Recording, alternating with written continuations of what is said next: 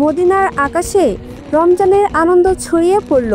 চারদিকে সেহরির প্রস্তুতি, কিন্তু নবীজি সাল্লাল্লাহু আলাইহি ওয়াসাল্লামের ঘর ছিল নীরব নিস্তব্ধ।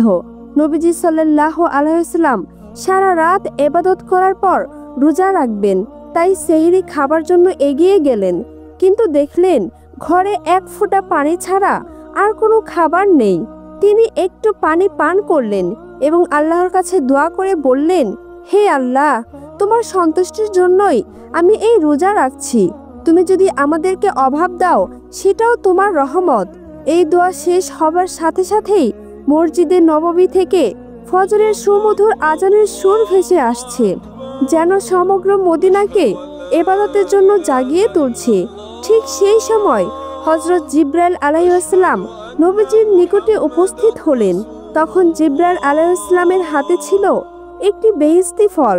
হযরত জিবরাইল আলাইহিস সালাম উক্ত ফলটি নবীজি মুহাম্মদ সাল্লাল্লাহু আলাইহি ওয়াসাল্লামের হাতে দিয়ে বললেন, হে আল্লাহর প্রিয় রাসূল সাল্লাল্লাহু আলাইহি ওয়াসাল্লাম, আমি আল্লাহর পক্ষ হতে আপনার জন্য এই নিয়ামত নিয়ে এসেছি, আপনি এই ফলটি ভক্ষণ করুন। তখন নবী করিম সাল্লাল্লাহু আলাইহি ওয়াসাল্লাম হযরত জিবরাইল আলাইহিস সালামের বিশেষ নির্দেশে সেই ফলটি ভক্ষণ করলেন। হযরত মুহাম্মদ সাল্লাল্লাহু আলাইহি ওয়াসাল্লাম ফলটি খাওয়ার পর হযরত জিবরাইল আলাইহিস সালাম সেখান থেকে চলে গেলেন। এই ঘটনার কিছুদিনের মধ্যেই বিশ্বনবী হযরত মুহাম্মদ সাল্লাল্লাহু আলাইহি ওয়াসাল্লাম এর প্রিয়তমা স্ত্রী হযরত খাদিজা রাদিয়াল্লাহু তাআলা আনহু গর্ভবতী হলেন। কিছুদিন পর আবারও হযরত জিবরাইল আলাইহিস সালাম হযরত মুহাম্মদ সাল্লাল্লাহু আলাইহি ওয়াসাল্লামের কাছে আগমন করলেন এবং সুসংবাদ দিলেন, হে আল্লাহর রাসূল, এবারও আপনার একটি কন্যা সন্তান জন্মগ্রহণ করবে, যে কন্যা হবে জগতের শ্রেষ্ঠ নারী এবং সকল নারীদের শ্রেষ্ঠ রমণী। সুসংবাদ পেয়ে নবী করিম সাল্লাল্লাহু আলাইহি ওয়াসাল্লাম হযরত খাদিজা রাদিয়াল্লাহু তাআলা আনহার কাছে গেলেন এবং বললেন, হে ভাগ্যবতী খাদিজা, হযরত জিবরাইল আলাইহিস সালামের মাধ্যমে আমি জানতে পেরেছি যে এবারও তোমার গর্ভে একটি কন্যা সন্তান অবস্থান করছেন, যে কন্যা হবে আবেদা উত্তম চরিত্রের অধিকারী ন্যায় এবং মুসলিম জাহানের শ্রেষ্ঠ আদর্শ নারী। হযরত ফাতেমা রাদিয়াল্লাহু তাআলা আনহা মায়ের পেটে থাকা অবস্থায় আম্মাজান খাদিজা রাদিয়াল্লাহু তাআলা আনহা কখনো কোনো দিনও কষ্ট অনুভব করেননি। এমনকি যেদিন ফাতেমা রাদিয়াল্লাহু তাআলা আনহা দুনিয়ার বুকে পদার্পণ করবেন, সেদিন হঠাৎ করে প্রসব বেদনা শুরু হলো। এই সময় হযরত খাদিজা রাদিয়াল্লাহু তাআলা আনহা ঘরে সাহায্য করার মতো কোনো স্ত্রী লোক ছিল না।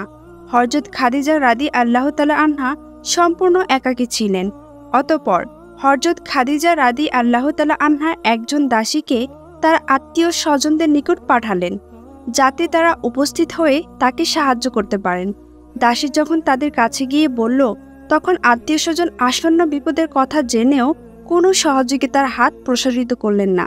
এর একমাত্র কারণ ছিল আম্মাজান খাদিজা রাদিয়াল্লাহু তাআলা আনহা ইসলাম ধর্ম গ্রহণ করেছিলেন, যার কারণে প্রসব বেদনার বিপদের সময়ও তাকে সাহায্য করার জন্য কেউ এগিয়ে আসেননি।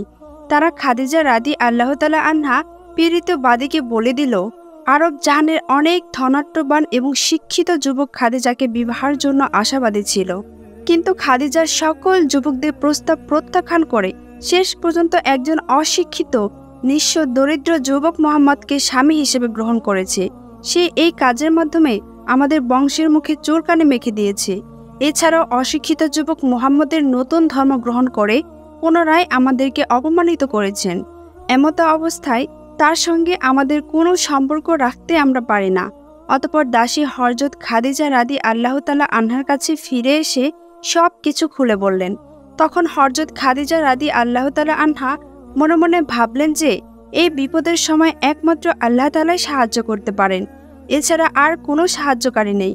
তিনি ইচ্ছে করলে মুহূর্তের মধ্যে বিপদ হতে রক্ষা করতে পারেন, আবার ইচ্ছা করলে বিপদের অসীম গহ্বরে ফেলে দিতে পারেন। হযরত খাদিজা রাদিয়াল্লাহু তাআলা আনহা এসব চিন্তা করছিলেন। এমন সময় তিনি দেখতে পেলেন তার ঘরখানা অপূর্ব আলোকে আলোকিত হয়ে গিয়েছে।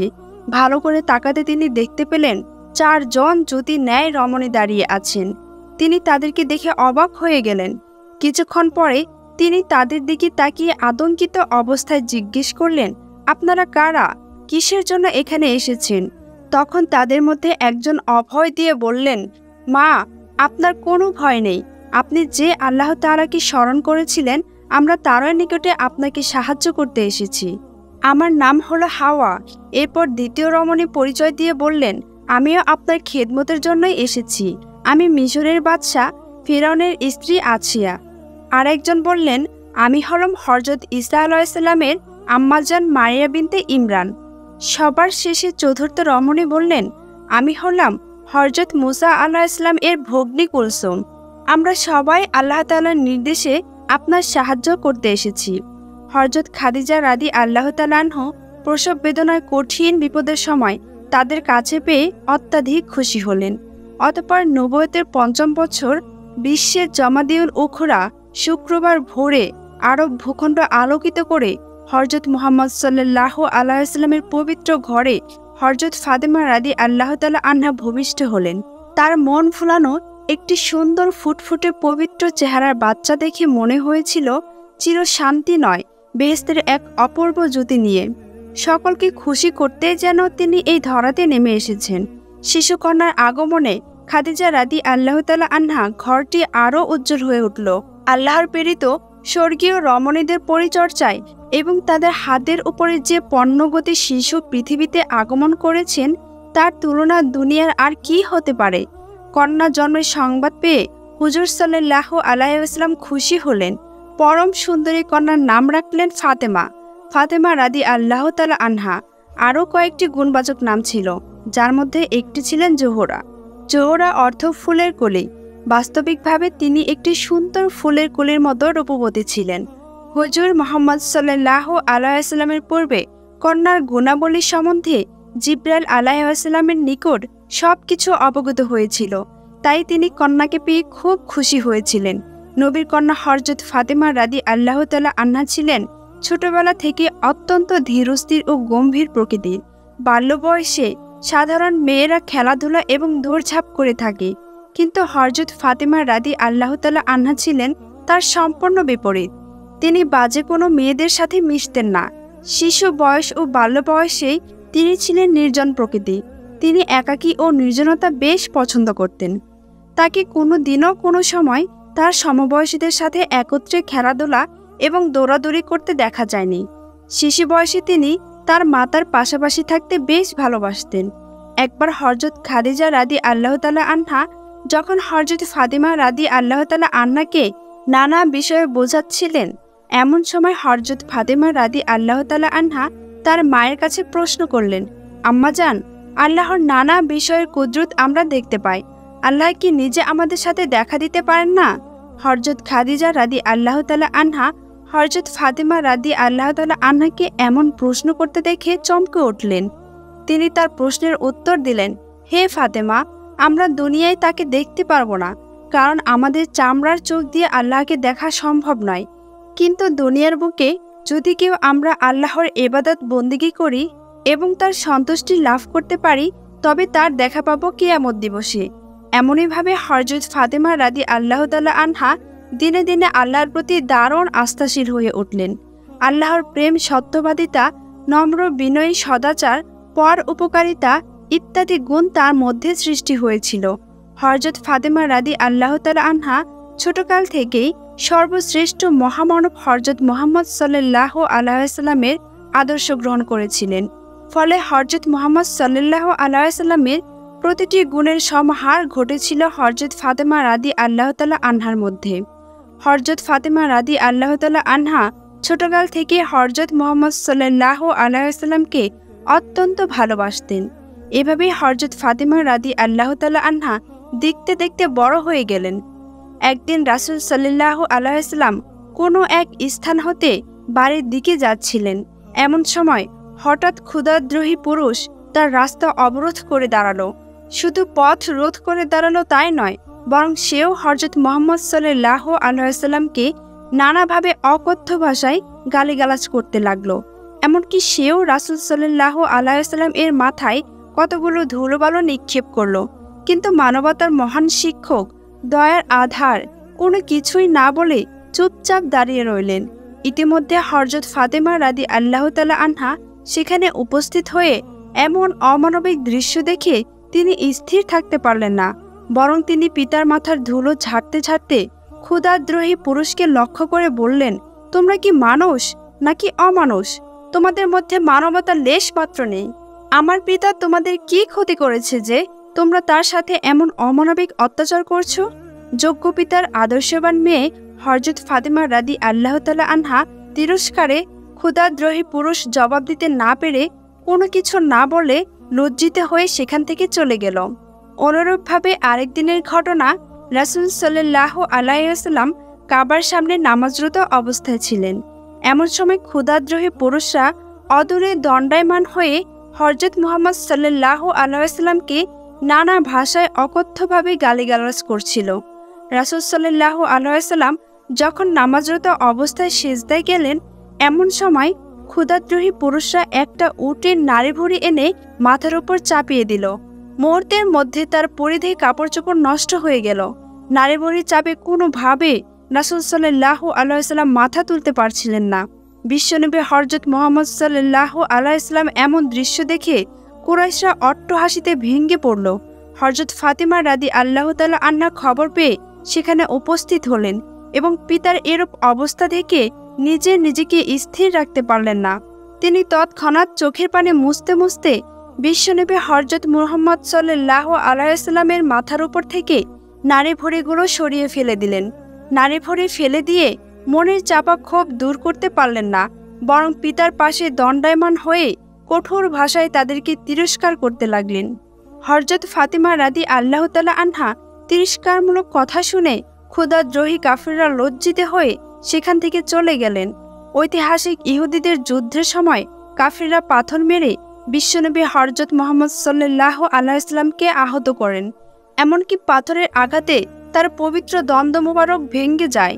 রাসূল সাল্লাল্লাহু আলাইহি ওয়াসাল্লামের আহত হওয়ার সংবাদ পেয়ে হযরত ফাতিমা রাদি আল্লাহ তাআলা আনহা অস্থির হয়ে পড়লেন। ওই মুহূর্তেই তিনি উহুদ ময়দানে উপস্থিত হলেন। হযরত ফাতিমা রাদি আল্লাহ তাআলা আনহা উহুদ ময়দানে উপস্থিত হয়ে দেখতে পেলেন তার আব্বাজানের পবিত্র দণ্ড এবং কপাল মুবারক হতে অঝরে রক্ত পড়ছে।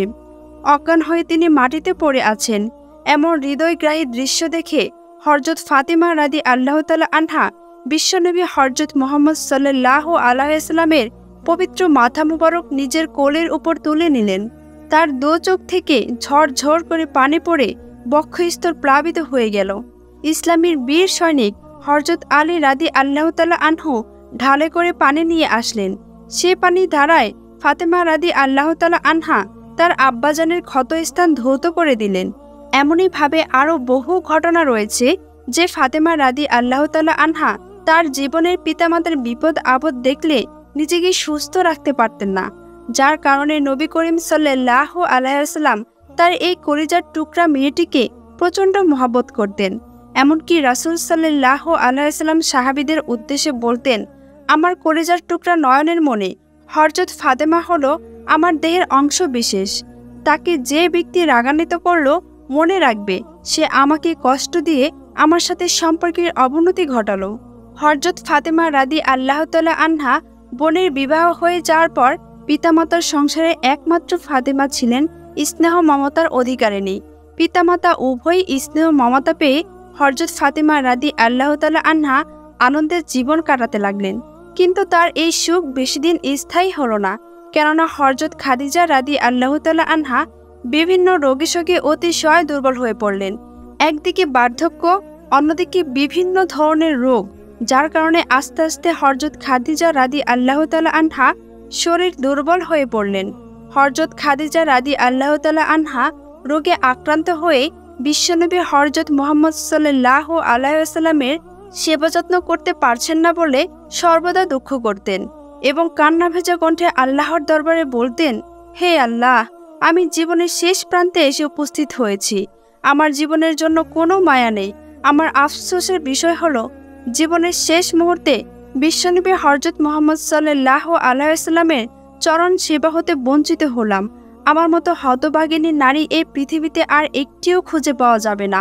খাদিজা রাদি আল্লাহ তাআলা আনহার আবেগ জড়ানো কান্না ভেজা কণ্ঠে কথাগুলি শুনে কিশোরী কন্যা হযরত ফাতেমা রাদি আল্লাহ তাআলা আনহা মায়ের হৃদয়ের চাপা কষ্ট অনুধাবন করতে পেরেছিলেন তাই কিশোরী কন্যা হযরত ফাতিমা রাদিয়াল্লাহু তাআলা আনহা মাকে বললেন, আম্মাজান, আপনি চিন্তা করবেন না, আপনার স্থানে আমি সর্বদা আব্বাজানের খেদমত এবং পরিচর্যা করব।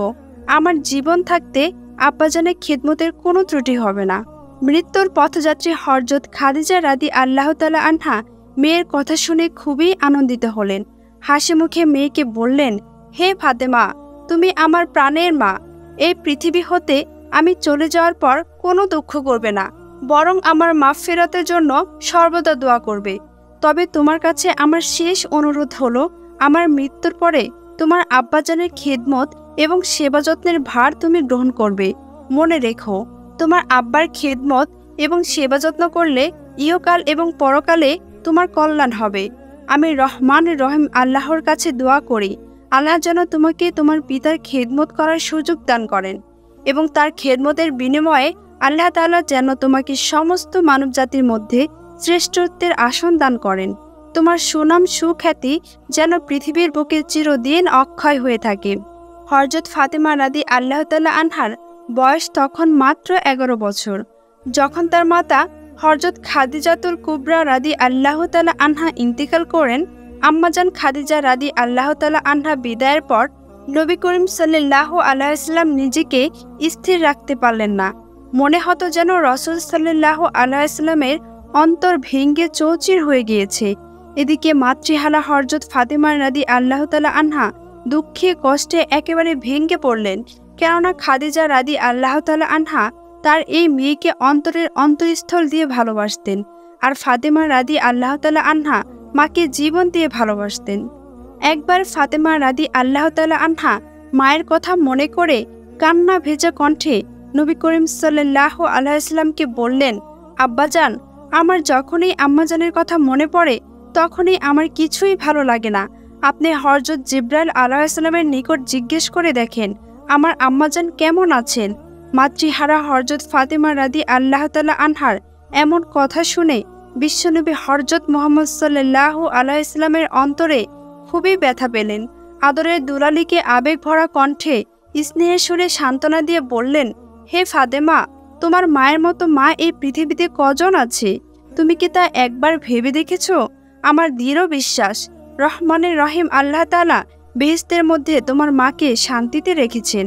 তুমি তার জন্য কোনো দুঃখ করবে না, বরং সর্বদা তার মাগফিরাতের জন্য সর্বদা আল্লাহ তাআলার কাছে প্রার্থনা করবে।